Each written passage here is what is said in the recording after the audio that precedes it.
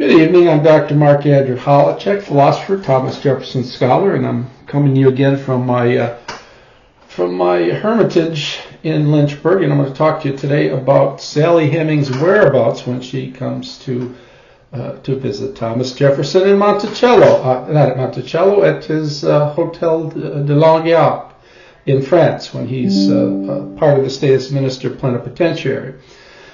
Now, why is this important? This is important because on account of the 1873 testimony by Madison Hemings, the testimony that's admitted to be absolutely critical, sit down, Jeff, absolutely critical for the case against Thomas Jefferson, the case for Thomas Jefferson's paternity. Gordon Reed and other people say this is essential. Gordon Reed goes, and I said this before, she says it's secondary testimony, but it needs to be treated as primary testimony. How you can do that, I don't know. But anyways, Jefferson goes to France he will eventually become minister plenipotentiary when Benjamin Franklin retires from that post. But Franklin, and Adams are in Europe to try to negotiate as much as they can treaties with whatever countries that are interested in engaging in discussion with the ambassadors, with the ministers. So why does he go to Paris? Well, his wife dies on September 6, 1782. He's distraught and staying at Monticello, just going to bring back memories of what could have been. And on November 17, 1784, while Jefferson is in Paris, he finds out that his daughter Lucy Elizabeth has passed away. So at this point, Sally Hemings does not come. A lot of people think Sally Hemings came to France with Jefferson. She did not. She comes 2.5 years later after Jefferson arrives, and I'll explain that. Now, after Lucy Elizabeth dies, that's the youngest daughter Jefferson has, Martha Jefferson as a daughter, and Mary Jefferson, and Lucy Elizabeth is the youngest one. She is staying with Mary at Eppington with Francis Epps and Elizabeth Wales Epps. And so that's where the two children are staying. So when Lucy Elizabeth dies, Jefferson has to have Mary with her. Regardless of the dangers of the journey, what have you, he cannot... I suspect what's going on in his mind is what happens if she perishes while I'm in France. I can't deal with that. So he writes to Francis Epps and asks that... and his wife Elizabeth, and asked that preparations be made to send Mary Jefferson to Paris so that she could be with her dad. Mary doesn't want to go. She hasn't been around her father for so long. She's 8 at the time. She's a very, very young woman, and at some point she's thinking, well, I want to stay here. I don't want to go to, dear Papa. She writes, I have something here. Dear Papa, on March 31, 1787, I should be very happy to see you, but I cannot go to France and hope that you and Sister Patsy are well. He just says it can't be done. But plans are made, along the time to send her. In Francis Epps talks early on, the plans have been made early on, and Francis Epps writes, with respect to the person whose care Mary should be trusted, I must leave it to yourself and Mrs. Epps altogether. Some good lady passing from America to France or even England would be most eligible, but a careful gentleman who would be so kind as to superintend her would do. In this case, some woman who has had the smallpox, right, must attend her. A careful Negro woman as Isabel. Isabel is an older slave. For instance, if she has had the smallpox, would suffice under the patronage of a gentleman. The woman need not come farther than Havre, Lorient, Nantes, or whatever port she should land at. These are ports in France. Jefferson will arrive at Havre, because I can go there for the child myself, and the person can return to Virginia directly. So he's initially thinking, if you send, say, Isabel, Mary can come with Isabel and drop off the child. I'll pick her up, and then Isabel could take the boat ride back, right? So there was no suggestion here at all that Sally Hemings would come, and Sally Hemings was very young at the time, and Jefferson's not thinking of anything like that. Okay, here's a complication. Francis Epps replies on August 31, 1786, that Isabel needs to be inoculated, in which case it's going to delay the trip to next spring. So Jefferson agrees with that.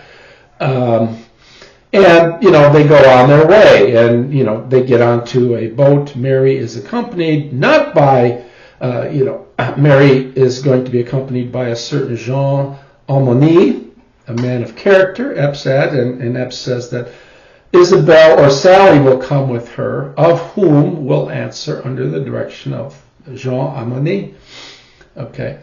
Now, as things turned out, it's not Isabel who comes, which is who is the person that Jefferson recommended, the older, mature slave lady, but Sally Hemings, the brother of James Hemings. Now, why is Sally Hemings chosen by Epps? No one knows. Maybe because she's well disposed, but she's a very young 14 at the time. But she's the brother of James, so maybe that's a consideration. But anyways, Sally and Mary Jefferson, Sally Hemings arrive in England, right? And they are under the care of John and Abigail Adams. Okay? And Abigail writes Thomas Jefferson on June 26, 1787, and says, "The old nurse whom he expected to have attend her was sick and unable to come. She has a girl of about 15 or 16 with her." Now, this is on June 26. On the 27th, Abigail writes, "The girl who was with her was quite a child, and Captain Ramsay was of the opinion will be of so little service that he had better carry her back with him. But of this you will be a judge. She seems fond of the child and appears good-natured." So they're talking about Sally Hemings. This is about 15 or 16, and Sally's actually 14. Okay? Now, on July 6th, Abigail Adams writes again to Jefferson. She expresses her sort of, what do I want to say? She expresses sort of dismay that Jefferson does not come himself to pick up his daughter Mary. And she writes, "She did think you would have taken," he's talking about his daughter, Abigail's writing to Jefferson, "and Mary did think you would have taken the pains to have come here for her, and not to have sent a man whom she cannot understand. I express her own words." So French-speaking, and Adrian Petit, who's one of Jefferson's main servants there in France, he comes to pick up Mary, and Mary's sort of flabbergasted by this. And John Adams and Abigail Adams too. They express the same sentiment that that Jefferson himself should have come. They're sort of astonished that he doesn't come. And Abigail writes again, talks about Sally Hemings' gross immaturity. She writes again, "The girl she has with her wants more care than the child, and is wholly incapable of looking properly after her without some superior to direct her." So here we have a direct statement by a very credible eyewitness, Abigail Adams, that Sally Hemings is much more immature. She's very immature for her age, and much more immature than Mary, who's 8. So we have a girl who's 14 is more immature than the girl she's supposed to be, after whom she's supposed to be looking. Okay. And Abigail really takes a great liking to Mary Jefferson, and parting with Mary is going to be very, very difficult, she mentions. Okay, now what becomes of Sally Hemings? According to the 1873 testimony of Madison Hemings, we find that Sally Hemings stays with Jefferson at his hotel. right? How do we know that? Well, Gordon Reed says so. So do the people at Monticello, right? Gordon Reed, when she writes her Hemings at Monticello, she writes 4th chapter, talks about a major shift, and says that when Sally Hemings goes to France, Mary goes to the convent with Martha, and Sally stays with Jefferson, right? But Gordon Reed admits we don't know a lot about what was going on. She goes, there's no elaboration how that happened or exactly when, but somehow he got her pregnant. Monticello's webpage reads, in Paris, Hemings was reunited with her older brother James, whom Jefferson had brought with him 2 years early to study French cooking. They lived at Jefferson's residence, Hotel de Longueuil. Mary and Martha, Jefferson's older daughter, who was already in Paris, lived primarily at the Abbey de Panthemont, where they were boarding students. Again, Annette Gordon Reed and Peter Onuf, in their most recent book, The Most Blessed of the Patriarchs, simply assert James and Sally Hemings lived with him at the hotel. How do we know that? We don't. We have no evidence whatsoever about where she would have stayed. And it seems to me a very, very strange assumption just to say if she stayed with Jefferson. Well, why did she stay with Jefferson? Well, Madison Hemings said she got pregnant by Jefferson while she was in France. And obviously the best way to get pregnant is to be near Jefferson. So, they're not saying any of this, but just to follow the narrative of Madison Hemings, if she had a child she had become pregnant with Jefferson's child, it's suitable to think that she would have been at the Hotel de Longueuil. Now, that seems a horrible strain. For one, there was no room for Sally Hemings there. The hotel was fully staffed, so there was nothing that she would have had to do at the hotel. She would have been massively in the way. According to the Monticello people and Gordon Reed, well, she would have been around to satisfy Jefferson's lust, I guess, but that to me seems like a pretty pathetically bad argument. It's presumption, it's not proof. Okay. William Howard Adams writes on his wonderful book, really great book, The Paris Years of Thomas Jefferson. He writes, on purely practical grounds, it's difficult to see how Jefferson could have kept an affair with Sally Hemings secret. The Hotel de Longueuil was a relatively small, semi-public establishment, always open to visitors. The second floor had only 2 bedrooms, in addition to a large oval room where the minister worked and slept. William Short, Jefferson's secretary, was a full-time resident. House guests regularly put in.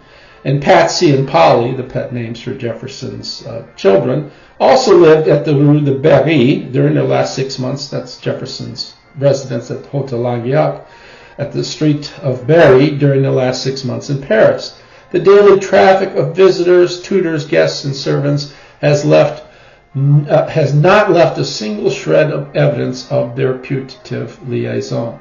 So if Jefferson was lusting after Sally and she stayed there, with the flood of people coming in and out of the Hotel de Longueuil, no one has said anything has written anything, left any testimony behind about any intimacy between the two. And again, that's sort of strange. Now, in addition to what Adams has said, William Howard Adams, Jefferson had with him his secretary, William Shorts, and James Hemings was there, of course. Colonel David Humphreys was there much of the time, who was the secretary of the legation, and a strange man by the name of Charles Williamos. Williamos was a Swiss adventurer to whom Jefferson took a liking, and as it turns out, there was a big breach between the two, and it seems to be that Williamos was a British spy trying to hang out with Jefferson just to see what was going on as much as he could. Williamos would die not too long into Jefferson's tenure there. Okay, so We have 3 bedrooms, cramped conditions, people running in and out, and where would she have stayed? Okay, like I said, the house is fully staffed. If we appeal to Jefferson's account books, called his memoranda books, we are given no help here whatsoever. I've done that myself, and we look at his lists of servants for 1787, the year Sally Hemings arrives. And Jefferson talks about a salary on January 1, 1788, talks about Sally Hemings is among his servants, and he paid her 24 livres, right? Same wage that James gets. And he lists on a couple occasions that Sally, 12 livres for Sally's wages, and so forth, and that was her standard wage. I said 24 was 12. That was her standard wage. Her brother got 24. All right, so the account books, and Jefferson was a meticulous record keeper when it came to expenses and stuff, give no indication of Sally Hemings staying with Thomas Jefferson. So they're not helpful in situating Sally Hemings. And nothing else in his letters helps us situate Sally Hemings. And Jefferson is especially quiet concerning Sally Hemings in all of his memoranda books. I combed through them. The accounts of Bob Hemings and James Hemings and John Hemings. These names come up quite often in his account books and even in letters because they were important figures. Lack of mention, according to the story that the Monticello people give, well, Jefferson was really great at keeping secrets. Simpler explanation, he just didn't have any interest in Sally Hemings. Now you ask the question, well, in early letters, Jefferson was talking about the older slave coming and perhaps dropping Mary off. He'd pick her up and then returning. And why didn't Sally Hemings not return to America? I don't have a perfectly good answer to that question. One thing is I suspect the best answer is Abigail Adams talking about Sally Hemings' gross immaturity.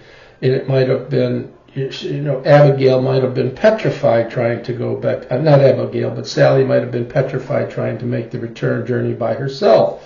So, and if this is the case, and I don't know that it is the case, it's an act of great kindness on the part of Thomas Jefferson to let Sally Hemings stay. But all things considered, there's no reason to think she stayed with Jefferson. She was at the convent, Abbey de Panthemont, and that's more than likely where she, stayed there to be of service to Mary and perhaps even to Martha. And especially since there's no evidence at all giving us any indication of where she stayed, there's no reason to think she stayed with Thomas Jefferson. There would have been more room for her at the convent, and she could have been of service to somebody at the convent. So a lot of this is just, again, the sort of tendentious, history that's done by the people at Monticello, by Gordon Reed, and by Pete Onuff and other people, just saying she stayed. They offer no explanation, just say she stayed there. An honest historian would say, look, there's no indication. We don't know where she stayed, but it seems likely she stayed with Mary Jefferson at the convent, right? But that's not what we're given. We're given this sort of ridiculous account that she stayed with Thomas Jefferson. And of course, we know why, because Sally Hemings, according to the story, gets pregnant in France, right? We know nothing, by the way. We have no evidence of there being a pregnancy or even of a child. No evidence whatsoever. So And as I talked of Madison Hemings' testimony before, there are many reasons to think there are many flaws with the testimony. Some truths certainly spouted there, but it's difficult when lies intermix with truths. It's oftentimes difficult to pick out, to ascertain what claims are true and claims are not. So anyways, I hope you enjoyed this little thing about Sally Hemings' whereabouts, when she came to France. She comes a couple years after Jefferson's there, and only after Jefferson finds out that Lucy Elizabeth passes away, and he wants Mary with her. So he doesn't ask for her, never asks for her, never. So there's no indication, that he had any sort of crush on her before he left. The account books say very little about Sally Hemings. She's treated pretty much like a common slave, and she is a Heming, so she's giving a little bit better special treatment. But other than that, look, there's no reason to think that she stayed with Jefferson, no reason to think she got pregnant, and as I've argued in many other works, no reason to think that there was an affair between Thomas Jefferson and Sally Hemings. If you enjoyed this, please give it a like and look at some of my numerous other videos. There are well over 100 videos, some of which I've been doing with Donna Vitek on One Word 5 Questions. And if you want a copy of my book on Thomas Jefferson in Paris, of his Paris years that came out this last year, you can email me at mholochek@hotmail.com and arrange to get an autographed copy. I think there is one left of the book. If not, you can buy it from Vernon Press. Thank you very much, and do this again sometime. Ta-ta for now.